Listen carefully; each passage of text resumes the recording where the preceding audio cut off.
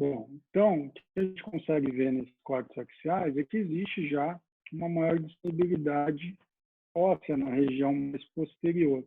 Porém, para a gente acessá-la com precisão, na mão livre, isso é muito difícil. Então, para isso, né, pensando na importância dessa acurácia, e que a medicina já utiliza há muito tempo, seja de forma, né, as cirurgias por videolaparoscopia ou as cirurgias guiadas por robôs, né? A odontologia, isso não é recente, né? Há mais de uma década a gente tenta trazer para o nosso dia a dia essa realidade. Mas nos últimos anos, a evolução desse fluxo digital ela foi tão grande que tornou o uso dessa ferramenta muito mais acessível. Então, de uma forma assim didática, mas para a título de informação de todos vocês, a gente consegue dividir as cirurgias guiadas em dois modelos, né? O que a literatura chama de um modelo estático e de um modelo navegado. O que seria um modelo estático? O modelo estático é o fluxo digital convencional, como a gente está habituado, se baseia na filosofia CAD/CAM, onde eu tenho um desenho, né, que se baseia num planejamento virtual em software, e a partir deste planejamento feito digitalmente, é então manufaturado, pode ser uma prótese, um guia, no nosso caso aqui um guia cirúrgico, tanto para uma reabilitação total quanto para uma reabilitação parcial. E eu acredito que muito em breve a gente vai começar a ouvir falar muito também das cirurgias navegadas. Então, qual a diferença de uma cirurgia navegada e uma cirurgia estática? A cirurgia navegada, se vocês olharem aqui essa ilustração, no Brasil, a única empresa que tem esse sistema disponível atualmente é a DSP, e fazer uma visualização real da instalação do implante. Então, em tempo real, eu tenho vários sensores posicionados tanto na região externa e alguns sensores posicionados no contraângulo, onde, por um mecanismo de triangulação, esses pontos são reconhecidos e o cirurgião, durante a perfuração, ele consegue visualizar, então, em tempo real, o posicionamento do implante em relação a dentes vizinhos, raízes, estruturas anatômicas. Então, aqui eu tenho um recurso de tecnologia um pouquinho mais apurado, né? Então, o investimento aqui é um pouco maior, que ele vai demandar um treinamento bastante específico e equipamentos mais específicos, mas eu acho que a gente em breve vai chegar também na navegada, como a estática hoje é a nossa realidade. Então, vamos falar sobre a cirurgia guiada estática, né? A gente tem vários fluxos de trabalhos possíveis de acordo com a extensão desse edenturismo. Então, o que é importante que fique claro, pessoal? A cirurgia guiada, ela, no início, a principal vantagem dela era a possibilidade de se fazer uma cirurgia flap, ou seja, sem a necessidade de retalho. Mas a indicação dela vai muito além disso. É lógico que a não existência de um retalho vai implicar num melhor pós-operatório, numa morbidade menor, num menor tempo de tratamento. Mas, acima de tudo, a possibilidade de ter uma cirurgia guiada aumenta a nossa acurácia, né? O local de posicionamento dos nossos implantes. Então, isso está diretamente relacionado à extensão da área edêntula. Então, vocês vão ver que quando eu tenho áreas edêntulas unitárias, seja já uma área edêntula ou uma área edêntula unitária que necessita de uma exodontia, um edentulismo parcial, mas eu tenho dentes remanescentes em todos os quadrantes, isso vai fazer com que nós criemos uma guia dento-suportada. E uma guia dento-suportada, ela nos traz um resultado muito mais previsível, é muito mais estável.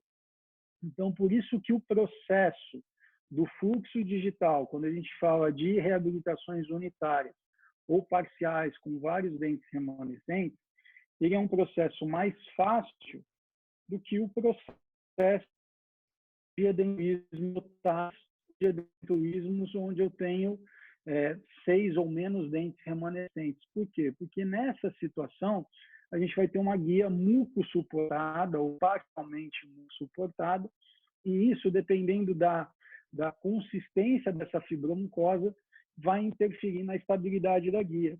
Por isso que nas guias totais a gente precisa desses mecanismos auxiliares de fixação, seja por meio de parafusos ou de pinos. E nas dentes suportadas, os próprios dentes remanescentes que vão nos dar esse suporte. Então, o que muda no fluxo digital de um edentulismo unitário ou parcial para um edentulismo mais abrangente ou um edentulismo total? Nessas situações, a gente vai precisar de duas tomadas tomográficas. A tomografia do paciente e a tomografia do nosso guia multifuncional.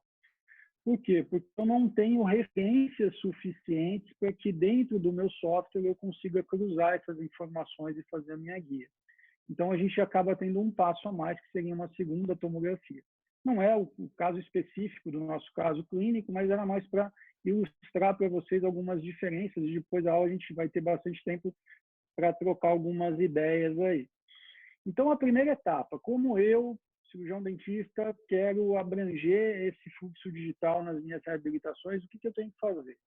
A primeira etapa é a solicitação da tomografia computadorizada por feixe cônico, com algumas particularidades. Então, sempre, independente se é um caso parcial ou total, sempre nesses casos, a tomada, a tomografia é de arcada completa, seja maxila, mandíbula, né? Ou seja, de boca completa, usando afastador labial, para que a gente não tenha sobreposição de tecidos moles, e pedindo, né, tendo esse controle durante a tomada, para o paciente manter a desoclusão e, principalmente naqueles casos anteriores, evitar o contato da língua na região palatina dos dentes anteriores.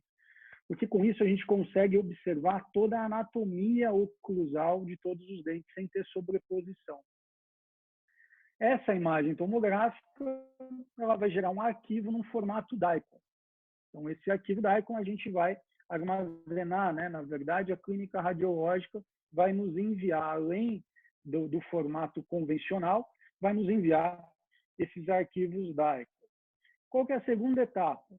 A segunda etapa consiste no escaneamento. Então, por que o escaneamento é importante?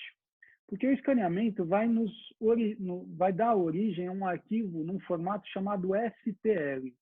Ou seja, o que é esse arquivo STL? Ele vai pegar uma estrutura tridimensional e vai transformar numa estrutura muito semelhante ao que a gente usa na metodologia de elementos finitos, com vários triângulos. E por quê? Porque essa é a linguagem computacional para que a gente possa fazer a sobreposição das imagens do modelo digital nas imagens tomográficas. E aqui surge a principal dúvida de todos nós, né? Como fazer esse escaneamento, já que essa é uma ferramenta mais recente, né, no dia a dia da maioria de todos nós. Então, esse escaneamento ele pode ser feito de diversas formas. Eu posso fazer esse escaneamento no meu consultório, eu tendo o scanner ou contratando um serviço que faça esse escaneamento no meu consultório. A segunda forma, e a forma que eu acho mais simples, porque eu já consigo fazer a etapa 1 e a etapa 2 no mesmo momento, seria fazer esse escaneamento, que a gente chama de scan service, dentro do próprio centro radiológico ou de um planning center, né? Então, essa é a forma como eu trabalho. Por que eu trabalho dessa forma? Porque a minha rotina, eu não tenho muita prótese que justifique um investimento num scanner, né? A gente tem que pensar muito nisso, né? Qual vai ser o meu break-even de um investimento de 80, 100 mil reais num scanner? Será que eu vou conseguir aumentar tanto a minha produtividade, vou ter tantos pacientes que justifiquem esse investimento? E quanto tempo eu vou levar para ter o retorno desse investimento? Porque a gente tem que lembrar que tudo que é tecnológico fica obsoleto rápido. Provavelmente eu vou comprar esse scanner hoje, daqui um ano ele já está ultrapassado, daqui 2 anos mais ainda. Então, isso vai demandar uma renovação bastante grande. Então, qual é a forma mais inteligente? É unir esforços. Então, aqui em São José, eu trabalho com a Focus, então eu solicito a tomografia e também já solicito o escaneamento lá na Focus. Eles já sabem do protocolo, então eu já tenho um fluxo de trabalho muito mais rápido, muito mais fácil. E uma terceira possibilidade, principalmente para quem dentro da sua cidade não tem acesso a esse serviço, seja o serviço que vai no consultório ou o serviço feito na própria radiologia, é realizar uma moldagem, e aí é uma moldagem não com alginato, né, com silicone de adição, a obtenção de um modelo com bastante qualidade, e a gente envia esse modelo para o Planning Center, ele vai fazer o escaneamento do modelo e a partir daí vai gerar também esse arquivo STL. Então, eu não preciso ter um scanner para poder introduzir o fluxo digital no meu dia a dia. E aí entra a terceira etapa, que seria o planejamento digital. E aqui é mais um tabu que a gente precisa vencer, gente. Muita gente tem medo, né? Mas eu não sei mexer no software de planejamento. A maioria das pessoas não tem o hábito de manipular as imagens da tomografia no computador. Eu fico inseguro, isso vai me demandar muito tempo. Eu concordo com vocês. E eu vi isso acontecer com muitos colegas protesistas que colocaram o scanner, a fresadora no seu consultório e agora, em vez de trabalhar 8 horas por dia, trabalha 8 e mais 4, porque depois ele tem que fazer o desenho digital e a fresagem dos componentes. Então, a ideia do fluxo digital é trazer benefício, aumentar a minha produtividade, não me tornar um escravo da tecnologia. Então, o que a gente faz? Eu envio esses planejamentos, né, esses arquivos, para um Planning Center. Então, eu uso o centro de planejamento da Neodente, mas existem diversas possibilidades da gente fazer isso. Eu uso da Neodente, mas tem outras empresas, e lá eles vão fazer, então, a união, a sobreposição dos arquivos DICOM da tomografia com o arquivo STL. Então, eles vão realizar um planejamento digital da etapa cirúrgica e também da etapa protética com os abutments, e esses arquivos são enviados por WhatsApp, por e-mail. Então, uma forma de nós termos acesso a essa informação de uma forma muito rápida. E, se for necessário, a gente pode, inclusive, marcar uma conferência por Skype para tirar algumas dúvidas com o cadista, com o técnico que fez esse planejamento. Uma vez esse planejamento aprovado pelo cirurgião dentista, vai ser gerado um arquivo da guia cirúrgica. Essa guia, então, ela vai ser impressa, né? Hoje em dia, a maior parte do processo de manufatura é por impressão, e depois de mais ou menos 5 dias úteis, no caso da Neodente, a gente recebe a guia dentro dessa embalagem. É importante dizer, a guia não vem estéril e a desinfecção dessas guias, a gente não pode colocar na autoclave, né? A desinfecção dessas guias ela deve ser feita de forma química, numa solução de clorexidina. E aqui mostrando para vocês a guia, que no nosso caso é uma dente suportada, por isso que a gente tem essas janelas de verificação da passividade do assentamento da guia, né? Isso é muito importante. Então, quem faz isso é o Planning Center. O meu trabalho foi o quê? Solicitar a tomografia e o escaneamento de forma correta, enviar esses arquivos para o centro de planejamento, eles realizam o planejamento, eu aprovo, e aí é feita, então, a manufatura do guia. Processo muito rápido, muito simples. E dentro da cirurgia guiada estática, a gente tem 2 formas de trabalho. E isso é muito importante porque vai ter uma distinção no caso que eu vou mostrar para vocês. A cirurgia estática totalmente guiada, que é que todo mundo está mais acostumado a visualizar. O que é uma cirurgia estática totalmente guiada? Então, eu vou estabilizar o meu guia no início da minha cirurgia e só vou tirar esse guia depois do implante instalado, da sua instalação finalizada. Então, a gente vê aqui, nesse vídeo, só tem alguém com áudio ligado aí que está dando uma interferência, acho que agora passou. Vocês conseguem ver aí no vídeo que uma vez instalada a guia e estabilizada, se é um caso de uma animação de odenturismo total, então ela está sendo estabilizada aqui por esses guias acessórios, a gente coloca todas as mangas respectivas de cada diâmetro de broca e, inclusive, a instalação do implante é feita com a guia em posição. Então, eu tenho essa cirurgia guiada do início ao fim, como vocês estão vendo nesse caso clínico lá. E eu posso também fazer a cirurgia de uma forma parcialmente guiada. E por isso que a Neodent, inclusive, disponibiliza esse kit mais simples, que é um kit starter, que ele só tem a broca 2.0 mais longa e a broca para estabilizar os guias de estabilização do guia cirúrgico.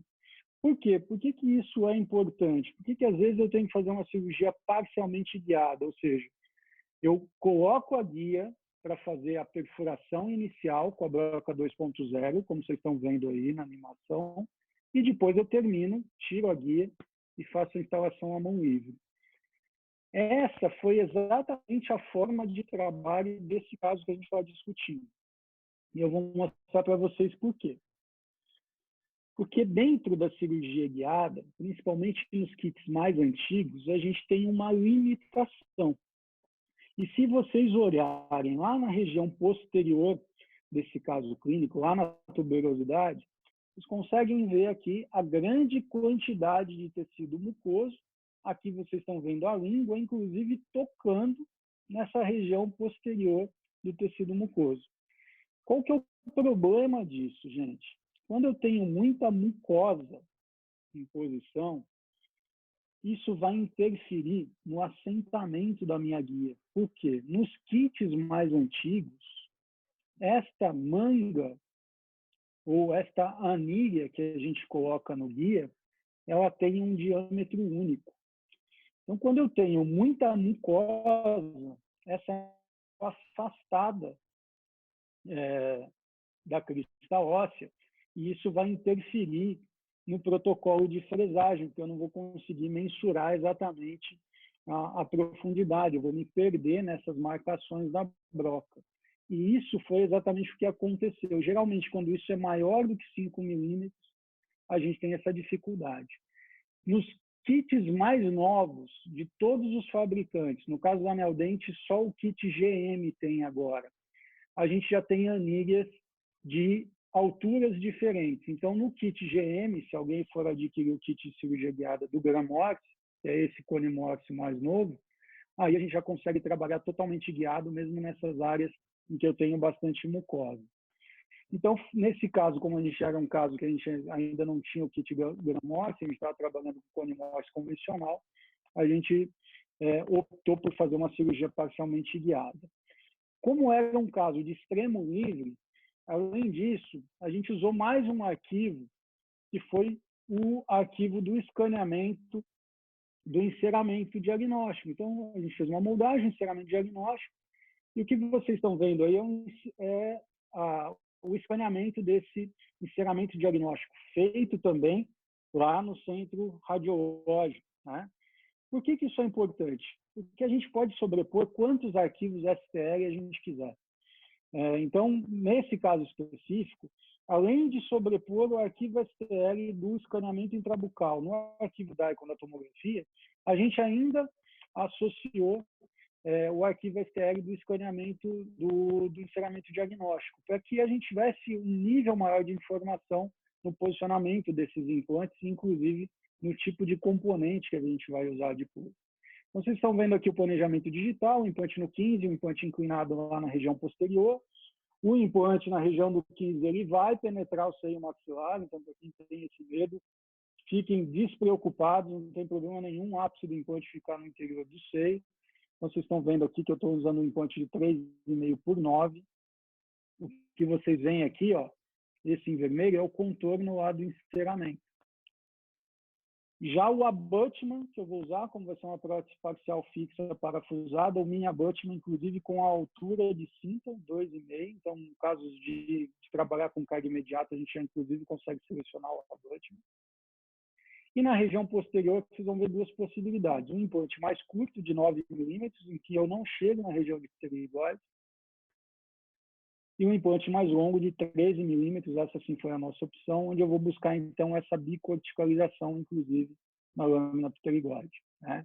Então, para isso, eu preciso de bastante precisão. O que dificultou esse caso? O excesso de mucosa. Então, como que eu teria maior acurácia se eu tivesse trabalhado do início ao fim guiado?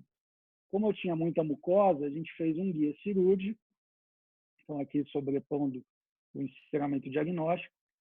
Foi feito, então, um guia cirúrgico a partir desse planejamento, mas vocês vão ver que essa guia cirúrgica, apesar de dente suportada, no próprio desenho já vai ter uma observação. Não sei se vocês viram aqui, ó, dá para ver, mais 3 milímetros. Ou seja, como eu tenho muita mucosa, no próprio protocolo de fresagem, já tem no meu planejamento para eu perfurar, ao invés de perfurar 13, eu vou perfurar 16 milímetros, né? Para compensar essa espessura de mucosa maior. E aqui vocês conseguem ver, então, as janelas de inspeção que são feitas no guia para a gente ver se esse guia está realmente bem adaptado, né? Isso é muito importante, tá, gente? O guia tem que estar bem adaptado. E vocês vão ver o quê? Que a única anilha presente é a anilha da broca 2.0. Eu só vou usar o guia para fazer a perfuração inicial com a broca 2.0. A partir daí, então, a gente vai fazer a mão livre, porque eu teria interferência de mucosa. Volto a dizer, no kit do Gramorce mais novo, como já tem anilhas mais longas, a gente não precisa mais fazer dessa forma, tá? Bom, então aqui vamos para a cirurgia. A guia posicionada, então a gente verifica nessas janelas de extensão se eu tenho um completo assentamento, isso é fundamental. E a guia posicionada lá na região posterior. Então, o que a gente faz? Depois da anestesia, adapta a guia, e aí eu vou lá no meu guia, no meu kit cirúrgico, e a gente vai montar com a broca lance. Então, observe a diferença de comprimento de uma broca de cirurgia guiada para uma broca convencional. O paciente precisa ter abertura de boca, né? Principalmente na região posterior, porque a gente tem uma broca com pelo menos 8 milímetros a mais de comprimento. Isso é bastante significativo um paciente que não tem uma boa abertura de boca. Então, a gente faz a perfuração com a broca 2.0, tanto na região posterior quanto na região do primeiro implante do 15, e a partir daí, então, eu vou tirar meu guia. Eu tiro o guia e agora eu vou, então, abrir o meu retalho, porque eu preciso visualizar esse leito ósseo para posicionar o implante. E aqui vocês conseguem ver o tamanho do problema que a gente tinha com aquela comunicação, né? Imaginem como seria para regenerar esse assoalho de seio maxilar, para depois fazer uma cirurgia de elevação de seio. É um prognóstico bastante reservado.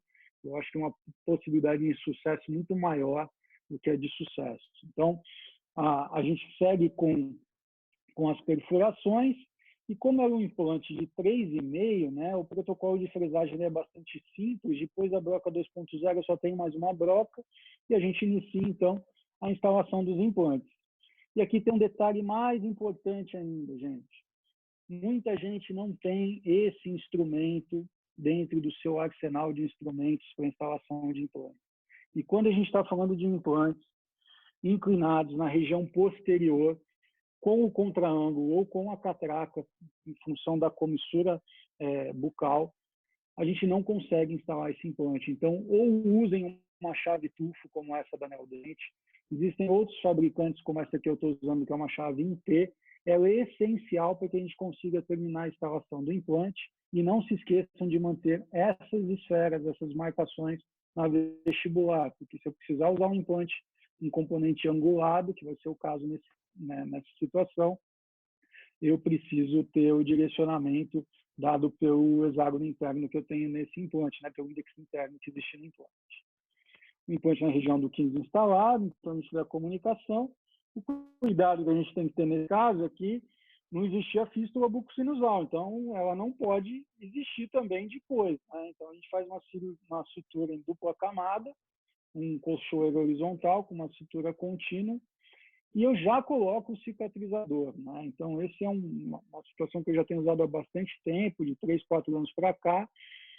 Sempre que eu tenho alguma estabilidade primária, acima de 30 newtons, eu não sepulto os implantes, eu já deixo com o cicatrizador, e a gente vê aqui a cicatrização depois de 7 dias. Bom, esse foi um dos primeiros casos que eu fiz nessas situações mais difíceis anatômicas. Então, a gente solicitou uma tomografia pós-operatória para comparar o planejamento inicial com a situação real.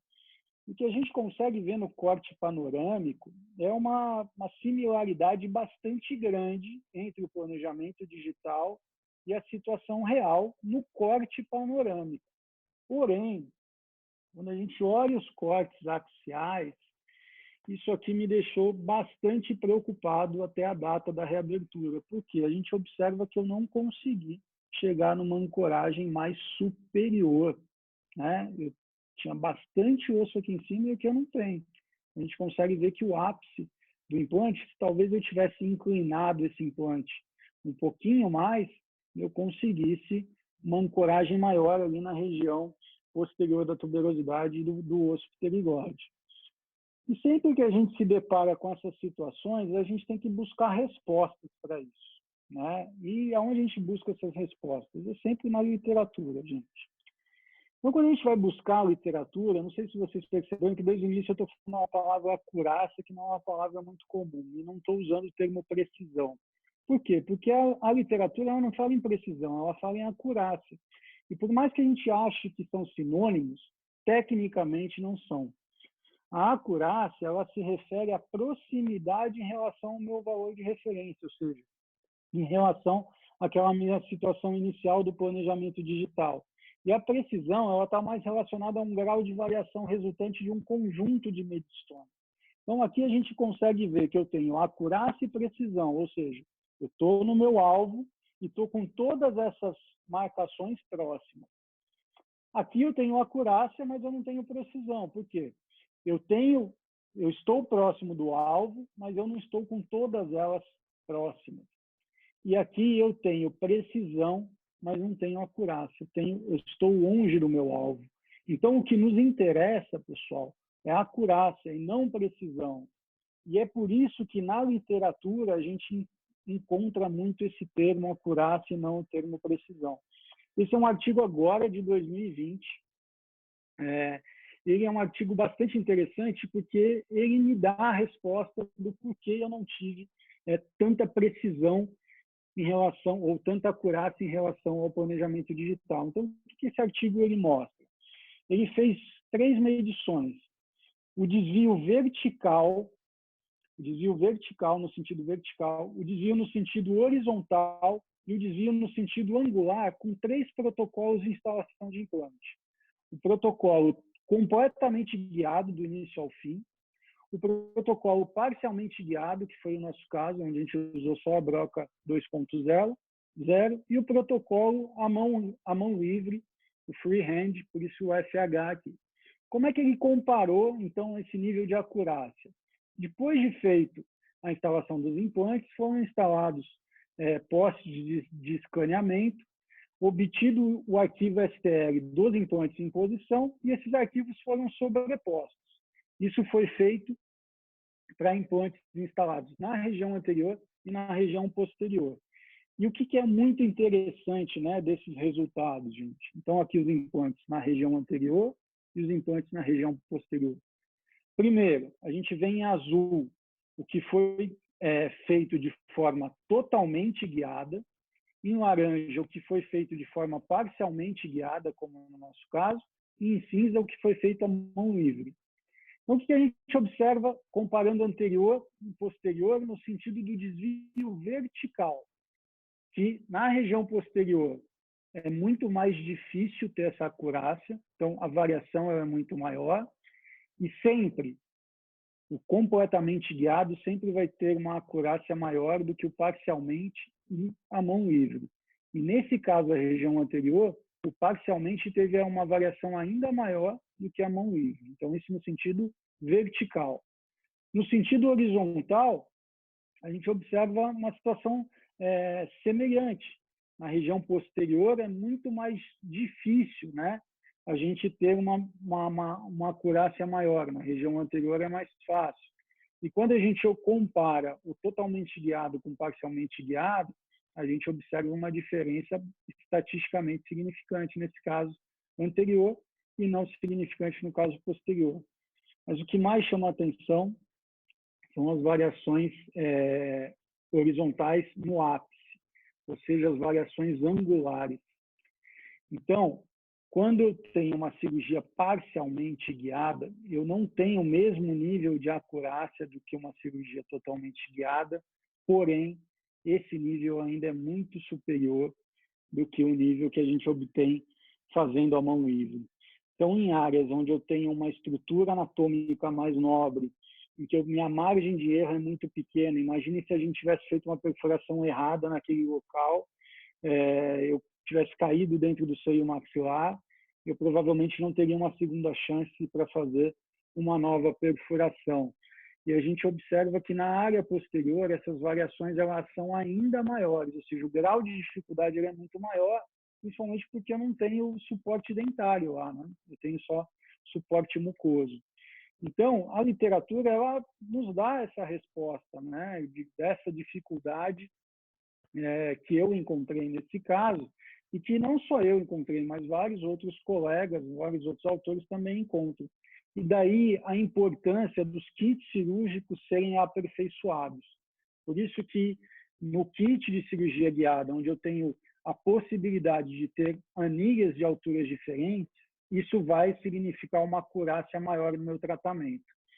E para finalizar, então, porque a gente tem aí mais 3 minutos e meio antes de desligar, e aí a gente liga novamente para poder conversar e eu tentar responder algumas perguntas para vocês. Aqui a situação final, né? Eu passei esses 3 meses, será que esse implante osseointegrou, não osseointegrou? E a prova de que eu tenho osseointegração é exatamente essa situação clínica com um mini pilar angulado, os mini pilares retos na região do 14, que já existia do 15, e uma prótese fixa, uma coisa bastante pouco frequente, é a gente fazer a reabilitação do terceiro molar, né? Se vocês lembrarem do planejamento digital, ele não tinha o terceiro molar, porque no planejamento digital a previsão era de usar um componente reto, porém isso ia gerar uma dificuldade de assentamento grande. Então a gente optou por usar um componente angulado, e isso propiciou então a reabilitação do caso até terceiro molar. Dá para ver aqui o ajuste oclusal, isso é fundamental para a longevidade da reabilitação. E hoje a gente já tem aí 1 ano de tratamento, infelizmente eu não tenho a periapical aqui, que a gente pediu exatamente antes dessa quarentena, o paciente ainda não fez a periapical digital, mas a gente tem um resultado estável aí de 1 ano de pós-operatório, né?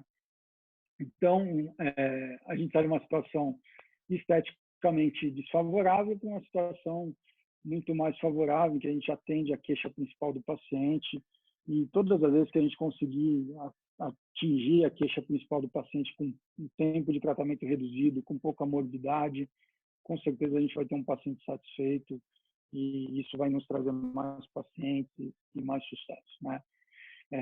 Eu vou dar uma pausa aqui. A gente terminou o caso clínico. O Fábio, você vai Eu vou sair, interromper pessoal. aí? Eu vou pedir para ninguém ir embora, que eu quero fazer uma foto final, e também eu vou passar para As vocês perguntas, né? as perguntas e também para o professor Rodrigo poder finalizar, né? E passar a agenda dos próximas reuniões do grupo de estudo de periodontia aí para vocês, tá bom? Então ninguém sai, eu vou voltar e vou solicitar a entrada de todo mundo. Obrigado.